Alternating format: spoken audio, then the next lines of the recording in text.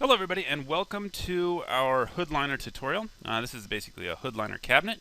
So what you're going to need before you get started with this cabinet is going to be a hood liner, preferably one that's a good one, not a cheap one. And then you're going to need to know the specs on it. So what I have done for this tutorial is I've brought up some specs on our Vena hood. Personally, I like Vena hood because we've used them forever. They've been around the block for at least 20 years. So these guys are pretty much making one of the best hood liners on the market, and they're also pretty easy to get into the cabinet. So looking at this, we're going to start off with a 36-inch Vena hood liner, and basically what that means is you're going to have, they come in different models. So they have three models. They have a 30-inch, which is this guy right here, a 42-inch, and then a 36-inch. Now notice that they've decreased the width of their actual hood liner by about 1.5 inches. And they give you an extra little play in there. So 34 and 3/8, that's really built for a 36-inch cabinet. They know that cabinets have 3/4 inch sides on the left and the right side.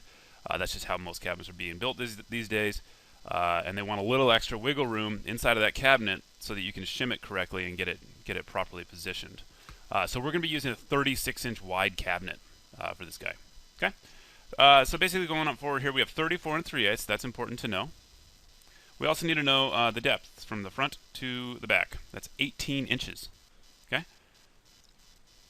Looking at this right here, we have about 36 inches, plus they want about 21 to 24 inches. Now, Vena hood's going to want that hood to be, the bottom of the hood to be as close to the top of your range as possible. And the reason for that, obviously, is it's going to be able to suck up that air better and provide better ventilation for when you're cooking.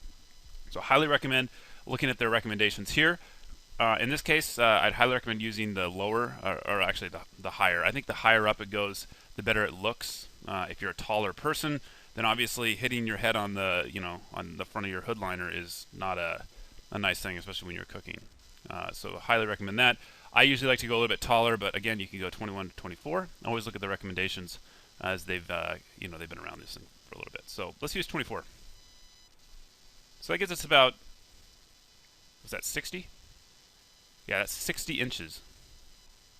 Now, historically speaking, having it at 60 inches, if you take a tape measure and put it on the floor and then go up to the center line of about 60 inches, that is like right in your eye. I mean, that's literally blocking you.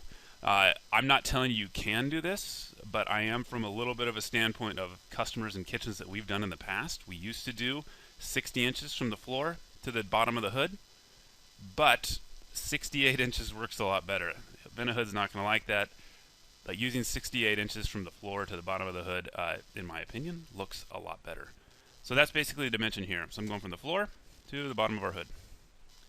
That is, right now I got it at 68. Okay. And what's that going to do? That's going to get that out of your eyesight. That's not going to be, you're not going to be hitting your head on it when you're cooking. All right. Moving on here, I am going to show you how this thing all works. Let's take a look at the interior makeup of this cabinet. I'm going to delete this thing out. This is what it looks like in 3D. Notice that we have conformat screws at the back here holding the side panels on. Now we did that for a reason. They're actually holding the side panels on here. We assemble this in two different parts. One, we assemble by putting the sides onto the back.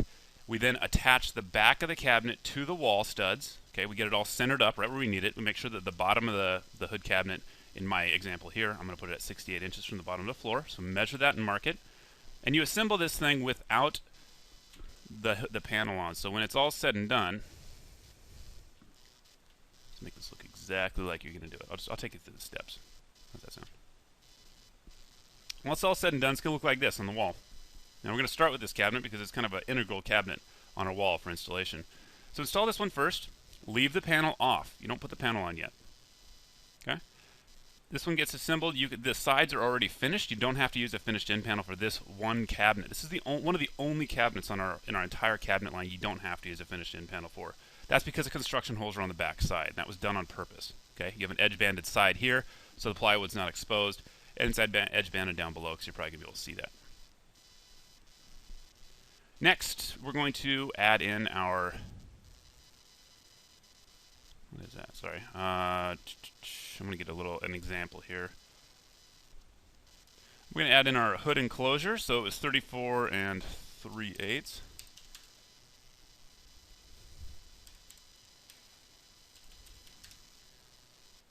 All right. Depth was 18.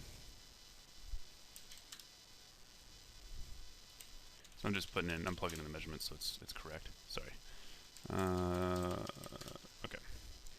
So ultimately it's going to look like this, except for let's make it a little bit shorter. Sorry about that. Keep hitting the wrong button.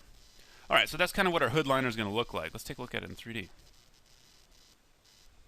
Hood liner is going to sort of sit into the cabinet like this. So once you've installed it onto the wall, then you're going to attach your hood liner to the cabinet itself.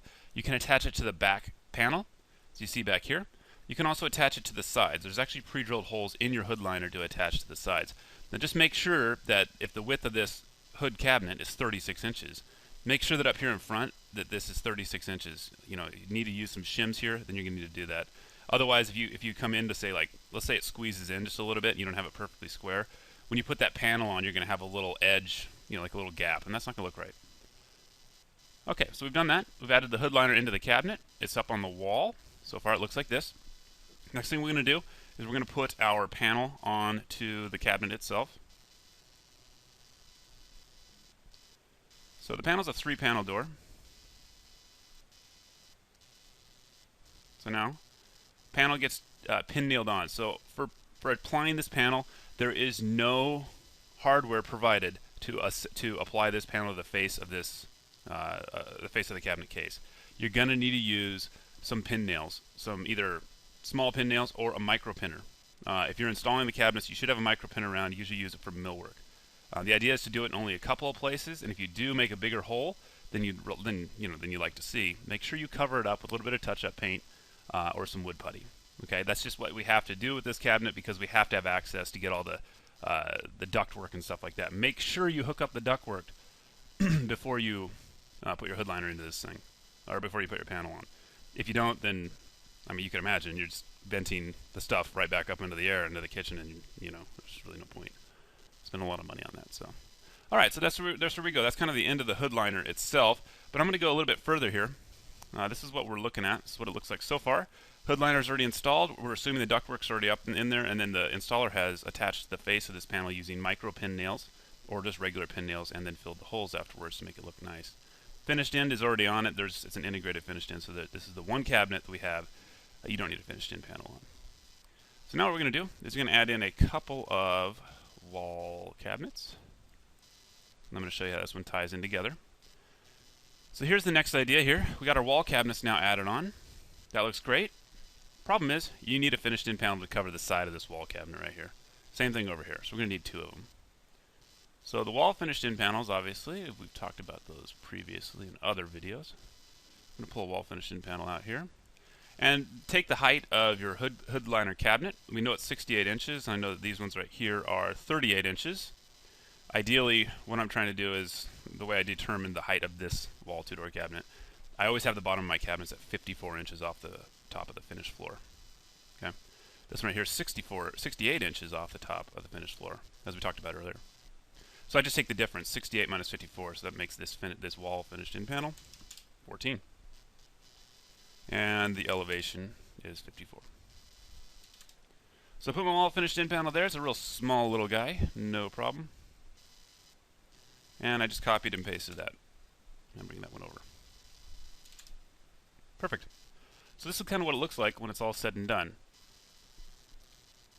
And you can continue your cabinet run this way with other wall cabinets. I'm not going to get into that because that's just basic cabinet layout. So you see here we only have 5 pieces. We have a wall 2-door cabinet here. I got my wall hood enclosure cabinet with the 3-panel door on it, but looking nice. It's up here. And I got a wall 2-door cabinet over here, and then a finished in panel here, and a finished in panel here. Pretty simple.